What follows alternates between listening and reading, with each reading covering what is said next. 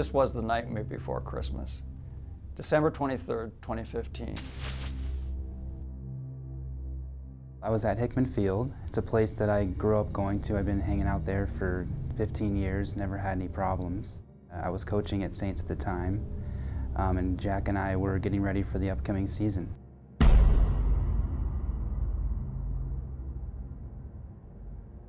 They were confronted by a man, a total stranger to them, who came to their batting cage, asked for a light. So I just, said no, we don't smoke, and I dismissed, and I turned around and continued batting practice. And then when told they couldn't help him, he pulled a gun. Jack and I went to the ground and laid on the ground, and he said, no, get up, and then he forced us into my car. I was supposed to go golfing that day after I gave a lesson, so I had my golf clubs behind the driver's seat. He wanted to go behind the driver's seat so he could point the gun directly at my head, but he was actually forced to get behind Jack, who was in the passenger seat. He was pretty upset about that. It made him drive for over 40 minutes, over 30 miles, to a rural part of the county, and Jack and Dylan thought they were going to die. I kept saying, what do you want? I have money in my car, you can have my money, you can have the keys, take the car, take our phones, you can have anything you want, and he didn't want it. He proceeded to terrorize them during that 40-minute period of time.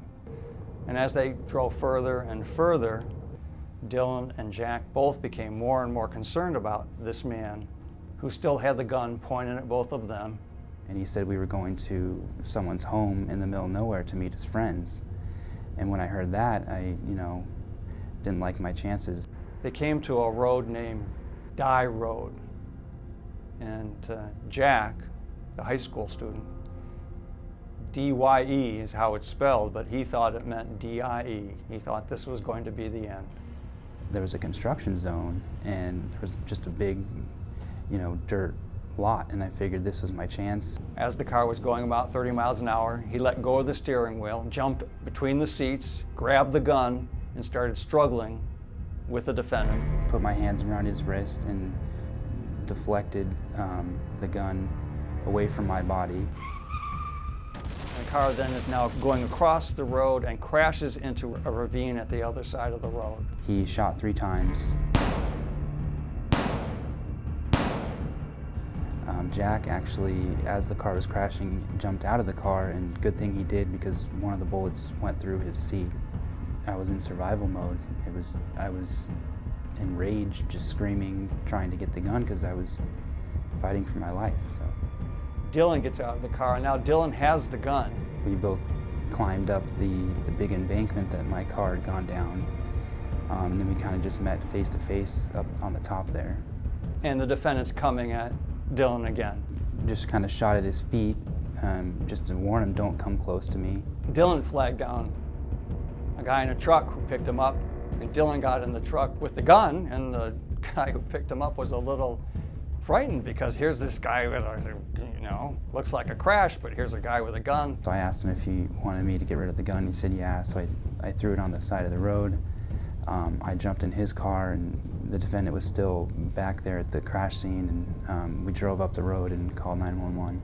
The man police say is responsible for a one-man crime spree, including kidnapping 3 San Diegans and multiple robberies, appeared in court today.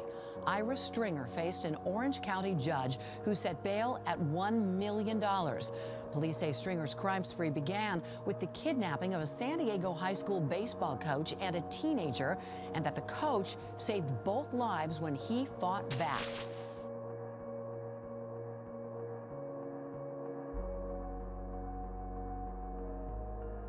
On that day, you thought you could push this around like all your other victims.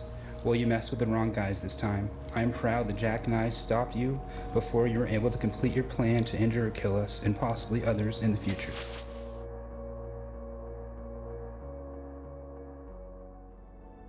I believe Dylan is a citizen of courage because he is the epitome of courage in a young man. He was not thinking of himself, he was thinking of Jack.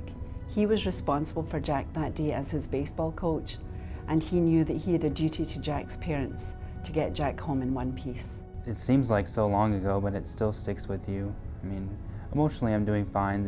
You know, they help me kind of get through it, and the physical stuff is still there, and I'm getting through that. But I'm doing great. I just got married last year.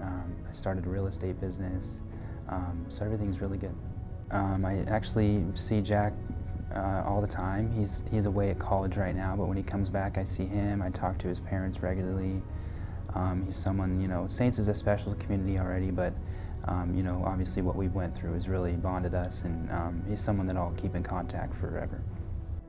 Were it not for the bravery of Dylan, who knows what the defendant would have done to them that day.